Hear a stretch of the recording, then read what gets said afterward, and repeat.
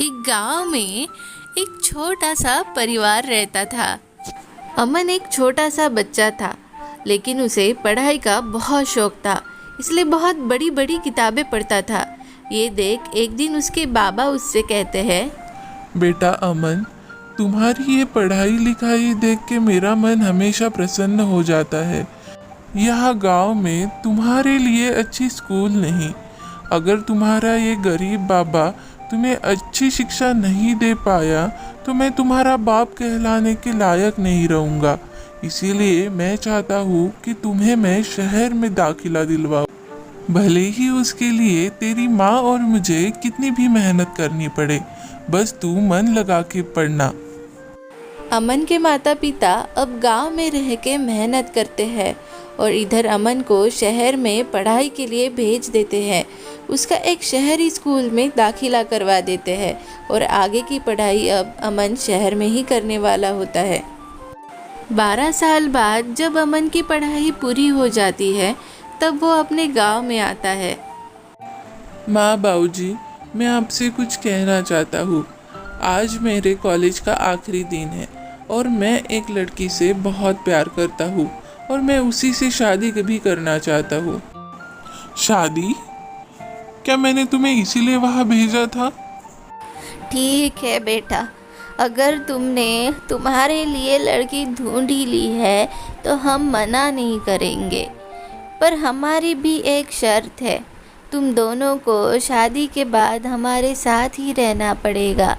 और क्या वो शहर की लड़की हमारे साथ गांव में रह पाएगी? माँ, आप उसकी चिंता मत करो, अब वो मेरी जिम्मेदारी। अमन और रिया दोनों एक ही कॉलेज में पढ़ते थे। दोनों एक दूसरे को बहुत पसंद करते थे और शादी भी करना चाहते थे। अमन, आज तुम अपने घर वालों से बात करने वाले थे ना? क्या कहा उन्होंने?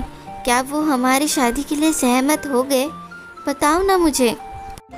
हाँ, सहमत तो हो गए हैं, लेकिन उनकी एक शर्त है और वो शर्त अगर हम मानेंगे तो ही हम एक दूसरे से शादी कर पाएंगे। शर्त? कैसी शर्त अमन? और मैं सारी शर्त मानने के लिए तैयार हूँ। मुझे तो बस तुमसे शादी करनी है। शादी के बाद हम दोनों हमारे गांव रहेंगे, यही उनकी इच्छा है। बस इतनी ही बात है ना? मुझे कोई आपत्ति नहीं, मैं गांव में रहने के लिए तैयार हूँ। रिया और अमन शादी करके गांव में रहने के लिए आते हैं। रिया, आज से यही हमारा घर रहेगा। तुम माता पिता का पैर छू के आशीर्वाद ले लो। पैर लागू माँ जी। जुग जुग जियो बेटा। आशा करती हूँ कि तुम दोनों अच्छे से अपना परिवार संभालोगे। पूरा दिन ऐसे ही निकल जाता है। उसी रात अमन और रिया जब रात को सो रहे होते हैं, तभी रिया को एक सपना पड़ता है।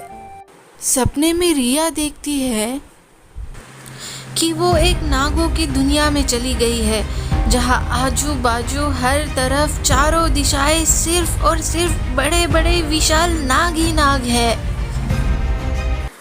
हाय राम, ये कैसा सपना था? मैं तो डर ही गई थी। अच्छा हुआ सपना ही था। शायद हो सकता है मैंने आज गांव में कुछ ज़्यादा ही जानवर देख लिए हैं, इसीलिए ऐसा सपना आया होगा। रिया सपने को अनदेखा कर फिर से सो जाती है। दूसरे दिन सुबह अमन की माँ रिया से कहती है, चलो बहू, यहाँ पास में ही एक शंकर जी का बहुत बड़ा मंदिर है, हम वहाँ जाते हैं। हाँ माँ जी, वैसे भी काफ़ी दिन हो गए हैं मुझे मंदिर जाए हुए, चलिए जाते हैं। अमन की माँ और रिया मंदिर जाने के लिए निकलते हैं। तभी रास्ते में जाते वक्त उनको एक आवाज़ सुनाई देती है।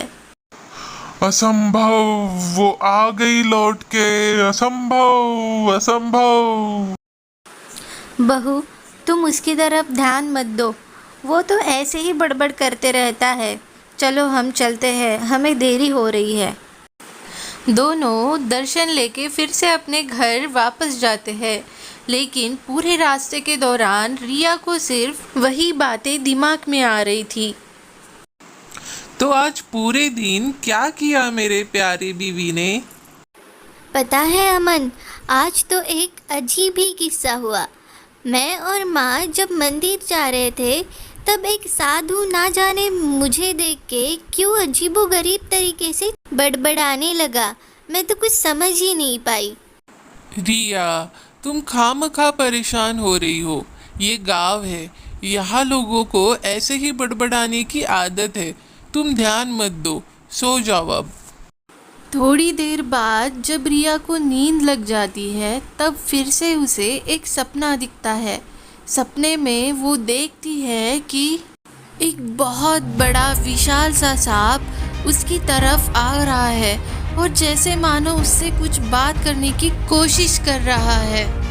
हे भगवान, ये सब क्या है? मुझे रोज़ ऐसे अजीबोगरीब सपने क्यों दिख रहे हैं? मानो जैसे कोई मुझे कुछ बताना चाह रहा हो।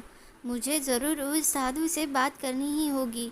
उन्हें ज़रूर इस बारे में कुछ ना कुछ तो पता ही होगा। आ गई तुम। मुझे पता था तुम जरूर मुझसे मिलने फिर से आओगी। बताओ, क्या मदद करूं मैं तुम्हारी? महाराज, मुझे कुछ अजीबोगरीब सपने आ रहे हैं। मैं समझ नहीं पा रही हूँ कि क्या हो रहा है। क्या आप मेरी इसमें थोड़ी मदद कर सकते हो?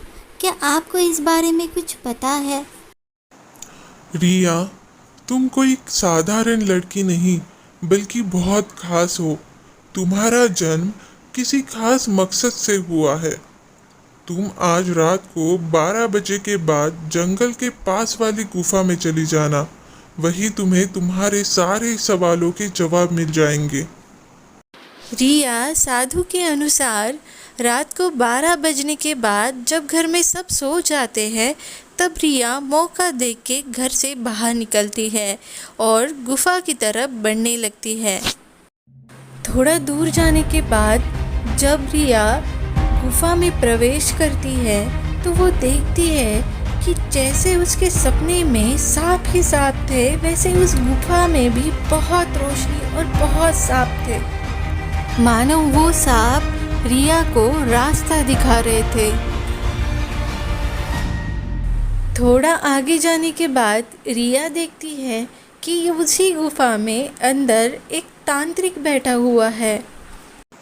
कौन हो तुम? क्या करने आई हो यहाँ? अगर तुम्हें तुम्हारे प्राण प्रिय है तो चली जाओ यहाँ से। नहीं, मैं भी तब तक नहीं जाऊंगी जब तक मुझे मेरे सवालों के जवाब नहीं मिल जाते। क्या तुमने सुना नहीं मैंने क्या कहा? तो तुम ऐसे नहीं मानोगी। तांत्रिक अपनी शक्ति का प्रयोग करके रिया को जमीन गिरा देता है।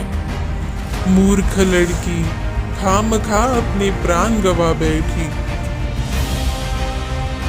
तभी एक नाग रिया के कान में आके कुछ फुसफुसाता है, जिससे रिया के प्राण वापस आ जाते हैं और वो अपने वास्तविक रूप में आ जाती है। पाखंडी, अगर तुम्हें तुम्हारे प्राण प्रिय है तो वो नागमणि हमें दे दो जो तुमने हम लोगों से चुराया है। तुम मेरा कुछ भी नहीं बिगाड़ सकती, और वो नागमणि, उससे तो मैं पूरे दुनिया पे राज करूंगा। वो मैं तुम्हें नहीं दूंगा। दुष्ट, तुम्हारे पापों का घड़ा अब भर गया है। सीधे तरीके से वो नागमणि मुझे दे दो, अन्यथा मुझे अब तुम्हारे प्राण लेने होंगे। बहुत साल पहले एक तांत्रिक ने नागों से उनका नागमणि चुरा लिया था, जिसको हासिल करने के लिए मनुष्य का जन्म लेना अनिवार्य था। इसीलिए नागिन रिया के रूप में जन्म लेती है ताकि वो तांत्रिक तक पहुंच पाए और अपना नागमणि हासिल कर पाए। तुम्हें मरना होगा तांत्रिक। तुम मेरा कुछ नहीं बिगाड़ पाओगी। आ आ आ आ बचाओ। आखिरकार तांत्रिक की मृत्यु हो जाती है और नागिन को उसका नागमणि फिर से वापस मिल जाता है।